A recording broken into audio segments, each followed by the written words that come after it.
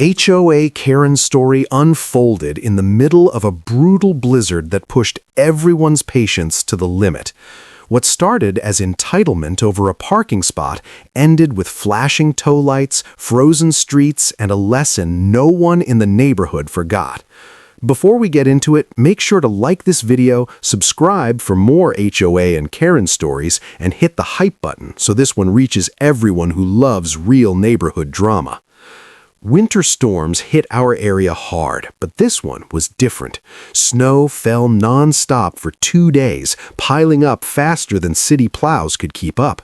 Streets narrowed, driveways vanished, parking became survival. Anyone who wanted to leave their house had to earn it with hours of shoveling. I spent most of the first day clearing a single street parking spot in front of my home.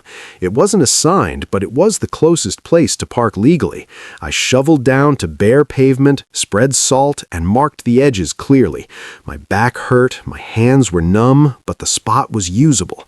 That effort mattered, because parking elsewhere meant getting stuck or blocking emergency routes.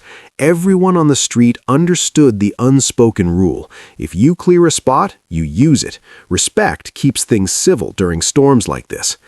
Everyone understood it except Karen. Karen lived across the street and had a long history of ignoring common courtesy when it didn't benefit her. She treated effort as optional and entitlement as a right. She hadn't shoveled anything, not her driveway, not the sidewalk, definitely not the street. That night, I returned home and saw her car sitting perfectly in the spot I had spent hours clearing. The rest of the street was buried. Snowbanks lined every curb. My cleared space stood out like a landing pad, and she took it without hesitation. I parked farther down, struggled through knee-deep snow, and told myself it was temporary. Mistakes happen. Maybe she didn't realize. The next morning proved otherwise. I woke up early and checked the street. Her car was still there. Fresh snow had fallen, but the cleared base underneath was obvious. She hadn't moved it, she hadn't shoveled anything else, she had simply claimed the benefit of someone else's labor. I cleared another temporary path and went on with my day, hoping she'd move it eventually. She didn't. By the second night, the storm intensified. City plows announced emergency routes and parking restrictions. Vehicles blocking cleared areas were subject to towing for safety reasons. Notices went out everywhere. Karen's car stayed put. At that point, it was no longer just rude, it was a problem. Emergency vehicles needed access, snow removal crews needed space, and I needed a place to park safely. I documented everything. Photos of the cleared spot, timestamps, weather reports, parking regulations. I wasn't looking for revenge, I was protecting myself. On the third day, I cleared the spot again, this time partially around her car, just enough to show how deeply buried everything else was. It made her behavior impossible to defend. She still didn't move it. That was when I made the call. I contacted the city's non-emergency line and reported a vehicle parked illegally during a declared snow emergency. I provided documentation and location details. The process was calm and procedural. No drama, no exaggeration. A tow truck arrived an hour later. Bright lights cut through the snowfall as the operator assessed the situation.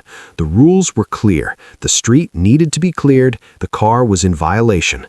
The vehicle was loaded and taken away. By the time Karen came outside, the spot was empty and freshly plowed. The street looked cleaner already. Order restored. The reaction came later. Karen was furious. She stormed around the neighborhood, slipping in snow she hadn't bothered to clear, trying to gather sympathy. She complained of cruelty, unfairness, and timing. She blamed everyone except herself. But something unexpected happened. No one supported her. Neighbors were tired of shoveling while she didn't, tired of watching her benefit from others' effort, tired of entitlement disguised as inconvenience. People quietly explained what happened: the storm, the rules, the warnings, the cleared spot, the documentation. There was no argument left. The HOA stayed out of it. Parking enforcement during emergencies was not their domain. This was city policy, and it had been followed exactly. Karen retrieved her car later that day after paying fees and arranging transport through unplowed streets. She parked it in her own driveway and finally picked up a shovel. The rest of the storm passed peacefully. Cleared spots were respected. Neighbors coordinated. People helped each other willingly because fairness had been restored. The tension lifted once the entitlement was addressed. Karen changed after that, not dramatically, but noticeably. She stopped taking shortcuts, she stopped assuming access, she kept her distance. The lesson spread quietly through the neighborhood. Effort matters, boundaries matter, and during a crisis, selfishness stands out more than ever. Looking back, the most satisfying part wasn't the tow itself, it was the calm that followed. No shouting, no escalation, just rules applied evenly and consequences accepted. If you're watching this and dealing with someone who keeps benefiting from your hard work without respect, remember this story. You don't have to explode. You don't have to argue. Documentation and patience are often more powerful than confrontation. If you enjoyed this story, make sure to like the video, subscribe for more HOA and Karen stories, and hit the hype button so these real neighborhood dramas keep coming. And comment below to tell us which country you're watching from.